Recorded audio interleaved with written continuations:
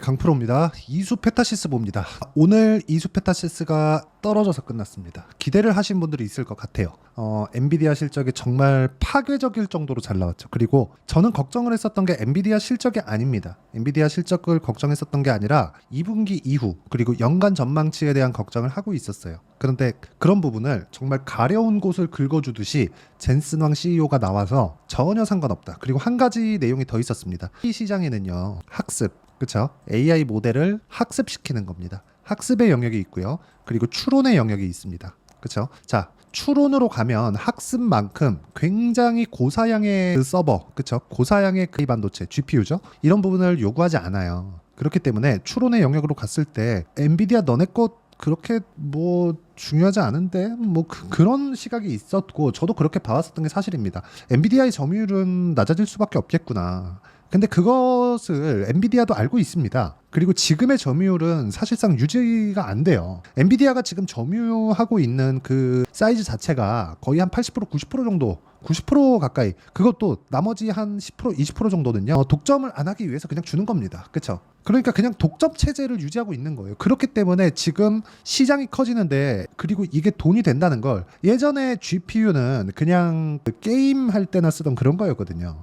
근데 게임할 때만 사용을 하더라도 그 젠슨 황 씨 이미 경제적 자유를 잃었죠. 엔비디아로 인해서. 한참 됐습니다. 2010년 되기 한참 전에 그냥 창업한 지 5년 만에 그 정도의 성과는 나왔단 말입니다. 그런데 지금 AI 시대가 온 거예요. 그렇다 보니까 GPU의 사용처가 너무 늘어나 버린 거죠. 이거는 그냥 시대의 흐름입니다. 정확하게 젠슨 황 CEO가 뭐라고 했느냐, 산업혁명이 일어나고 있다, 너네만 모르는 거다, 이제 인정을 해라. 그렇죠? 그러면 이수페타시스는 지금 어때요? 당연히 좋아질 수밖에 없죠. 주식은 미래 가치를 먼저 반영을 합니다. 그리고 제가 왜 굳이 이 이야기를 드리느냐, 이수페타시스는요, 작년에 시세가 많이 나왔습니다. 이렇게 보시면 이쪽 가격대 있죠? 23년도에 시세를 한번 냈을 때가 거의 한 10,000원 정도의 가격대예요. 23년, 고작 작년입니다. 작년의 저가가 대략 5,000원 정도의 주가인데 지금 50,000원까지 10배가 올라왔죠. 그렇죠? 근데 이 가격대 고가 따지면 40,000원 정도죠. 40,000원 정도까지 한 8배 정도 올라온 게 이미 1년 전이에요. 근데 8배 올라온 가격대에 대한 물량 소화 기간이 1년 정도가 걸린 겁니다. 그렇죠? 이건 어쩔 수가 없다. 근데 올라오는 구간에서 뭘 했어요? 앞으로 산업혁명에 대한 부분을 확인을 했다. 그냥 제 이야기가 아니라 젠슨 황 CEO가 믿어라. 그냥 믿어. 인정해. 그렇죠? 뭐 비싸. 인정해. 그러면서 그거를 근거로 뭘 댔느냐? 엔비디아의 실적으로 됐습니다. 엔비디아 같은 거대한 기업이 연간 100%씩 성장을 합니다. 말 다 했죠. 그렇죠? 일반 식당도 매출이 1년에 2배씩 뛰면 굉장하다고 이야기를 할 텐데, 엔비디아 같은 삼성전자의 한 5배 정도 큰 기업이 1년에 2배씩 성장합니다. 더 이상 할 얘기가 있나요? 그렇죠? 그리고 이수페타시스는 A 가속기를 엔비디아에 납품을 하죠. 그렇죠? 그리고 기본적으로 PCB는 사용처가 계속해서 늘어나고 있습니다. 그렇기 때문에 지금 고가를 다시 돌파한 거예요. 즉 고가 돌파하는 구간이 다시 나왔다는 건 세력들, 그렇죠? 흔히 얘기하는 기관, 헤지펀드, 외국인 이쪽에서 매집하는 구간이 다시 나오고 있다는 점, 이게 중요합니다. 수급 한번 볼게요. 어떻게 수급이 진행되고 있는지. 자, 내용 보시면 기관이 계속해서 매수를 이어오고 있고 외국인도 계속해서 매수를 이어오고 있습니다. 개인 투자자들 보세요. 올라가는 족족 다 팔아먹어요. 그렇죠? 근데 여기서 뭐가 나와요? 올라갔기 때문에 매집하는 구간이 나온다. 그리고 우리가 매집하는 구간에서 꾸준하게 수익을 내려면 신고가가 어느 구간에서 만들어지는지, 그리고 신고가 이후에 매물 소화 과정, 즉 매집하는 과정에서 어떻게 진행되는지, 이 내용을 파악하는 게 중요하고, 이 내용에 대한 부분을 여기 이수페타시스의 가격 그리고 단기 보유 전략으로 제가 내용 준비를 해놨습니다. 단기는 2주 동안에 내가 수익 전환을 시키는 것을 의미를 합니다. 엄청난 수익을 볼 수 있을 거야, 이게 아니에요. 2주 동안에 수익 전환을 시킬 수 있는 매매 전략이에요. 2주 동안에 수익 전환을 시켰으면 좋은 점이 뭐냐, 내가 매매하는데 가장 중요한 심리를 안정시킬 수 있습니다. 주식은 그래요. 올라가면 팔고 싶어 죽겠고 내려가면 못 팔고 싶어 죽겠습니다. 못 팔 것 같아요. 그렇죠? 내려가면 팔기가 싫어요. 그렇죠? 올라갈 것 같거든. 근데 내가 팔고 나면 올라가죠. 반등을 보고 내가 팔면 이만큼, 이 정도는 내가 포기해야지. 그러면 더 갑니다. 왜 그런지 아십니까? 올라가는 구간에서 매물이 쏟아져 나오고 그런 구간을 만들어놔야 세력들이 매집할 수 있기 때문에 그래요. 이수페타시스도 마찬가지죠. 그렇기 때문에 우리는 손실 구간을 최대한 막아야 돼요.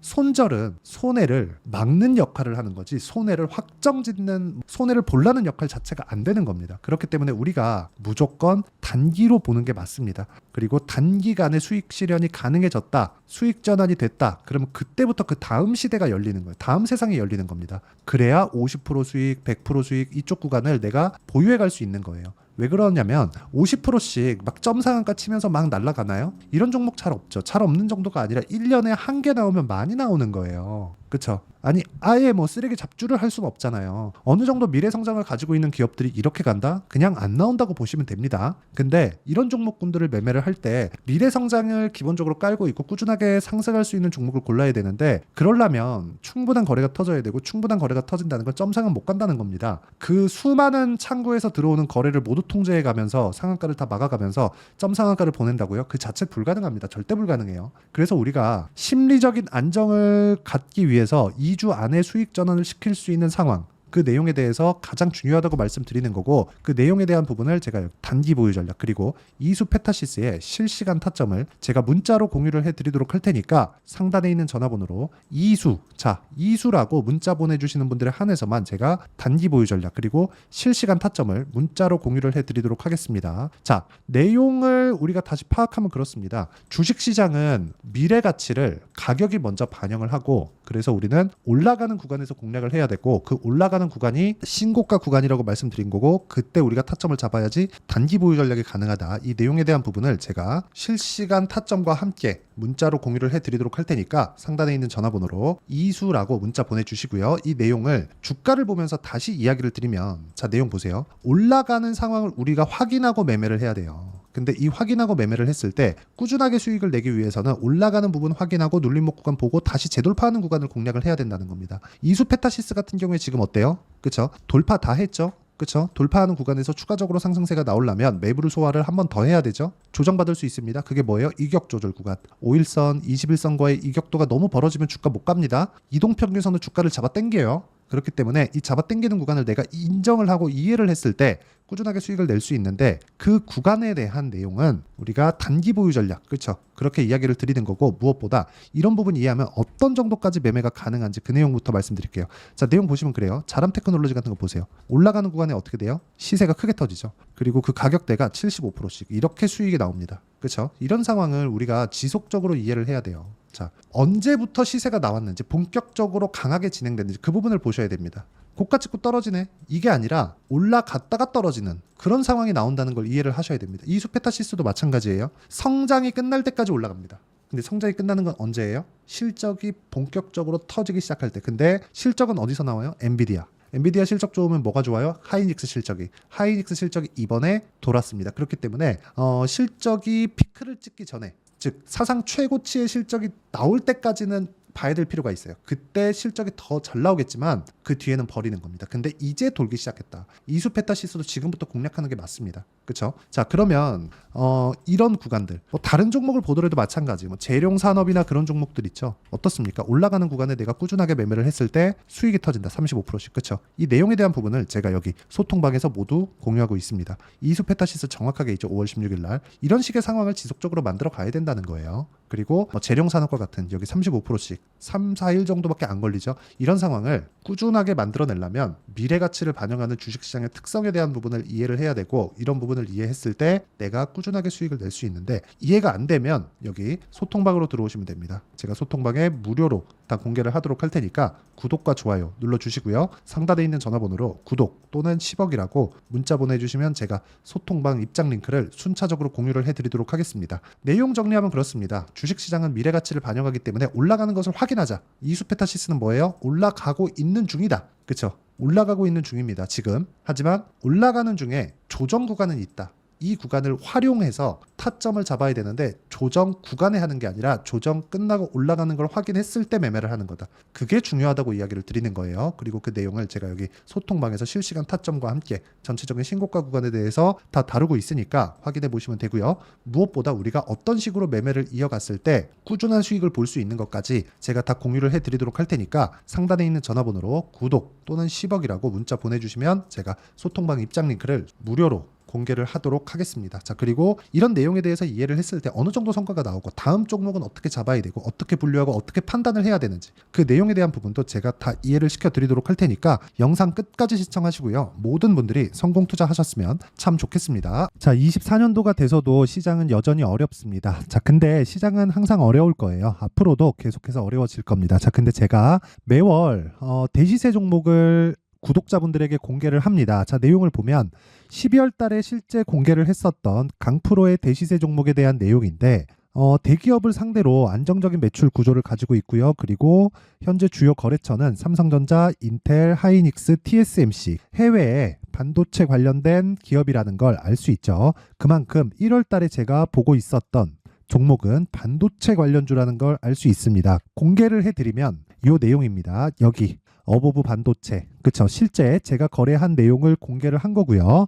수익에 대한 크기를 보면 공략한 시점, 제가 가격대를 함께 공개를 해드렸는데 공략한 시점부터 21%의 수익 마감이 된 것을 확인해 볼 수가 있습니다. 자, 근데 지금도 마찬가지입니다.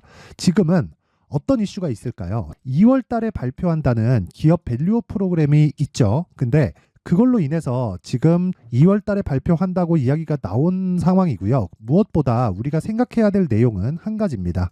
어떤 이슈나 그리고 어떤 상승할 수 있는 내용으로 인해서 주가가 올라가는 것은 맞죠. 하지만 가격이 먼저 반영한다는 걸 반드시 알고 있어야 되고 그런 내용에 대한 파악이 되었을 때 그쵸? 여기 어보브 반도체처럼 21% 그쵸? 대략 3에서 4일 동안 20% 이상의 수익을 먹을 수 있고요. 그리고 여기 HLB 같은 종목처럼 대략 일주일이 채 되지 않는 기간 동안 30%의 수익을 낼 수 있습니다. 자, 그러면 답은 나왔어요. 재료에 대한 부분보다 중요한 게 가격이다. 자, 근데 지금 시장에 쏠려 있는 게 뭐죠? 2월 달에 발표하는 기업 밸류업 프로그램에 대한 내용이죠. 자, 그러면 우리가 이쪽에다가 지금 집중을 해야 될까요? 그 내용을 한번 보겠습니다. 기아차의 차트를 보면요.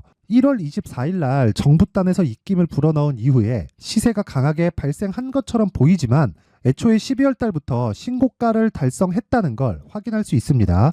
자, 그러면 우리가 스케줄을 따져봤을 때 우리가 어디를 봐야 될까요? 4월 달 총선을 봐야 됩니다. 드디어 때가 온 거죠. 4월 달 총선이 끝나면 그 뒤엔 뭐가 있죠? 대선 전국으로 들어갑니다. 그러면 우리는 4월 달 총선부터 시작해서 대선까지 이어질 수 있는 종목을 찾는 게 정말 중요합니다. 그게 정부 정책의 방향과 그리고 스케줄에 맞춰서 가는 거예요. 정치적인 상황에 따라서 주가가 움직이는 걸 우리는 수도 없이 많이 봐왔기 때문에 스케줄에 맞춰서 가는 게 지금으로서는 답이 될 수 있습니다. 그리고 무엇보다 어느 정도의 시세를 내는지 그 첫 번째 단계인 상황을 그쵸? 제가 12월 달 밝혀드렸었던 대시세 종목으로 이미 공개를 해드렸기 때문에 그쵸?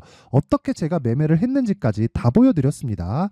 HLB처럼 그쵸? 31.9% 걸린 시간은 4일밖에 되지 않죠. 이 종목을 제가 가격과 그리고 어떤 종목인지를 애초에 12월 달부터 공개를 한 겁니다. 자, 그러면 지금도 마찬가지예요. 앞서서 제가 말씀드렸었던 23년도에 했었던 여러 가지 종목들이 있죠. 한미반도체 같은 종목들도 여기 소통방에서 모두 공개를 해서 실제로 10,000원부터 60,000원까지 상승한 내역이 있고요. 왜 공략을 했는지를 제가 다 공개를 해드렸습니다. 근데 지금도 마찬가지라는 거죠. 정부 정책의 방향에 맞춰서 또는 선거 스케줄에 맞춰서 매매를 이어가야 될 때가 됐고요. 제가 총선 관련된 큰 시세가 나올 수 있는 대시세 종목을 준비를 해놨습니다. 길게 말씀드리지 않겠습니다. 모든 종목들은 신고가를 달성하면서 대시세 준비를 하게 되고요. 신고가를 공략했을 때 내가 시장에 주도주를 잡을 수 있는데 지금은 총선에 집중하는 게 맞다. 그래서 총선 관련된 그리고 대선까지 이어질 수 있는 종목을 준비를 해놨는데 지금부터 준비를 하셔야 나중에 고가에 올라가서도 꾸준하게 매매를 이어갈 수 있습니다. 자꾸 막 손절하고 매매하는 과정에서 너무 어렵다 하시는 분들은요. 이 종목 딱 받아가서 큰 수익 내셨으면 좋겠고요. 이 종목은 상단에 있는 전화번호로 대시세라고 문자를 보내주시는 분들에 한해서만 제가 총선 그리고 대선까지 이어질 수 있는 종목을 공개해 드리도록 할 테니까 상단에 있는 전화번호로 대시세라고 문자를 보내주시고요. 그리고 구독과 좋아요 꼭 좀 부탁드리겠습니다. 시장은 정말 어렵습니다. 자, 그래서 모든 분들이 성공 투자하셨으면 좋겠고요. 기본적으로 가격에 대한 파악을 하면서 큰 수익을 내셨으면 좋겠습니다.